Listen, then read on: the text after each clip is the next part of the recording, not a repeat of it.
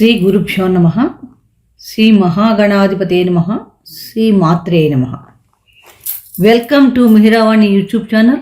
మీ doctor Sundari ప్రేక్షకులకు నమస్కారం.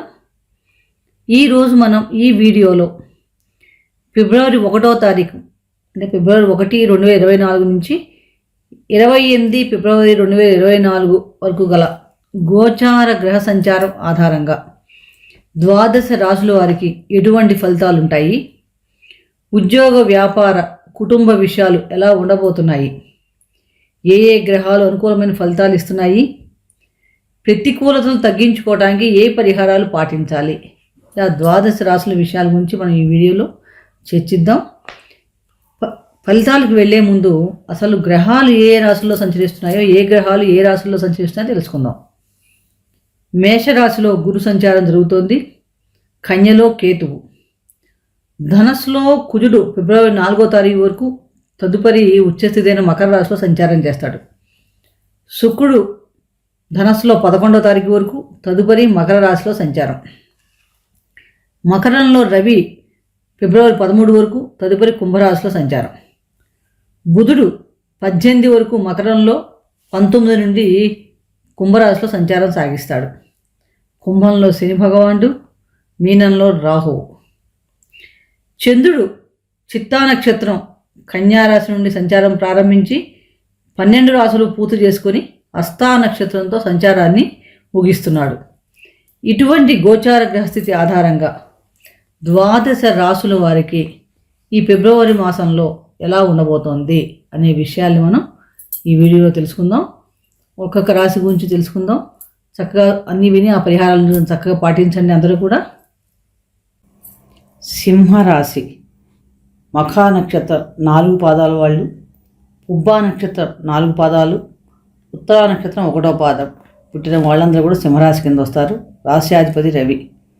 ఫిబ్రవరి మాసంలో రాష్ట్రాధిపతి రవి సప్తమ భావంలో సంచారం చేస్తున్నాడు. దీనివల్ల చాలా మటుకు అనుకూలమైన ఫలితాలే గోచరిస్తున్నాయి.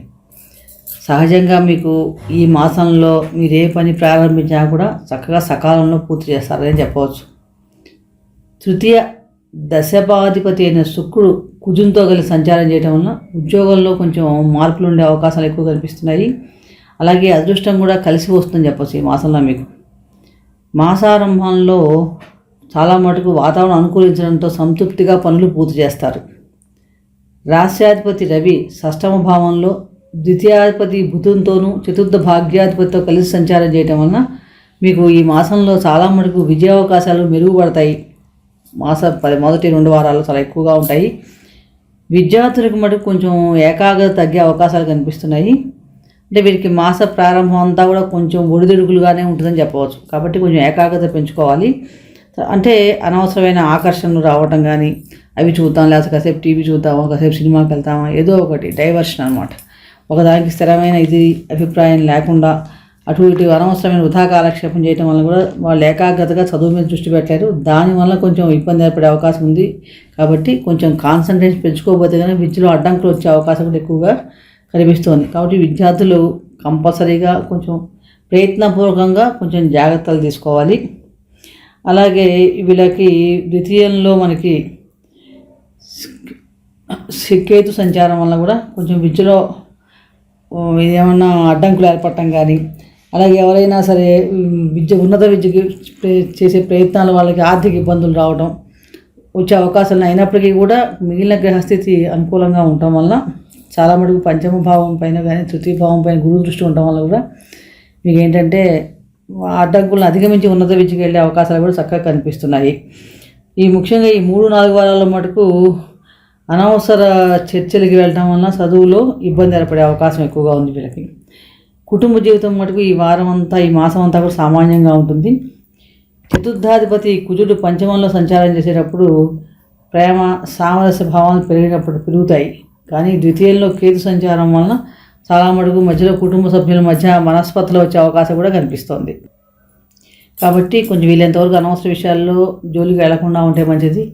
3-4 వారాల మటుకు మీకు బంధువుల నుంచి, అన్నదమ్ముల నుంచి మంచి సహాయ సహకారాలు చక్కగా లభిస్తాయని చెప్పవచ్చు. ఈ మాసంలో మీరు సాహసంతో చేసే పనులు ఏమైనా సరే మంచి విజయం వరిస్తుందని చెప్పచ్చు. ఈ మాసంలో మీకు ఆదాయంలో కొంచెం హెచ్చుతగ్గులు ఉన్నప్పటికీ కూడా స్థిరాస్తుల మీద, వాహనాల కొనుగోలు మీద కొంచెం ఆసక్తి ఎక్కువగా చూపిస్తారు ఈ మాసంలో. అలాగే తీర్థయాత్రలు చేసే అవకాశం కూడా ఉంది. ప్రయాణాలు అలసట కూడా చాలా ఎక్కువగా ఉంటుంది. ప్రయాణం మూలంగా ఖర్చులు కూడా గోచరిస్తున్నాయి. మాస ప్రారంభంలో కుజ శుక్ర కలయిక పంచమ భావంలో ఉండటం వలన చాలా మటుకు ప్రేమ సంబంధాల్లో అనుకూలత పెరుగుతుందని చెప్పవచ్చు.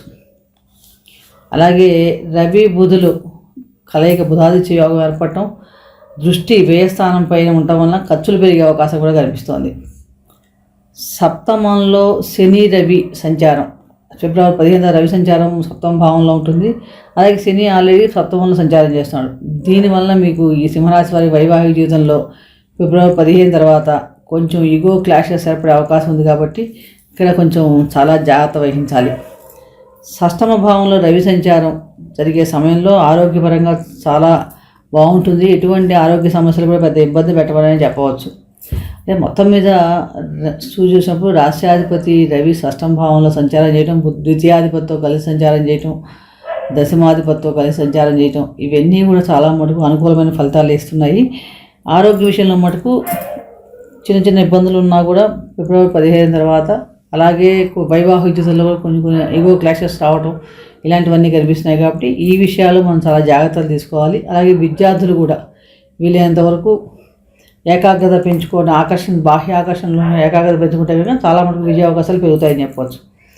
అనుకూలమైన ఫలితాలు పెరగాలంటే కనుక ఈ సింహరాశి వారు ప్రతిరోజు కూడా సూర్యారాధన చేసుకోవడం, సూర్య అష్టకాన్ని పఠించడం, సూర్య మంత్రాన్ని జపించడం చాలా మంచి ఫలితాలు ఇస్తుంది. ఎవరికైనా గాయత్రి మంత్రం అధికారం ఉన్నవాళ్ళు గాయత్రి మంత్రం చేసుకోవడం వల్ల చాలా మంచి ఫలితాలు ఉంటాయి. అలాగే ప్రతిరోజు గురుగ్రహానికి సంబంధించిన మంత్ర జపం చేసుకోవడం వల్ల చాలా మేలు జరుగుతుంది. శనివారం నాడు కుదిరితే కనుక నల్ల కుక్కలకి కానీ గోమాతకు కానీ ఆహారాన్ని అందించడం వల్ల చాలా మేలు కలుగుతుంది. ప్రతికూలతలు చాలా మటుకు తొక్కి మీకు మంచి ఫలితాలు రావడానికి అవకాశం ఎక్కువగా ఉంది. ఈ వీడియో మీకు నచ్చినట్లయితే లైక్ చేయండి, షేర్ చేయండి, సబ్స్క్రైబ్ చేసుకోకపోతే సబ్స్క్రైబ్ చేసుకోండి. సర్వే జనా సుఖినో భవంతు. శుభం భూయాత్.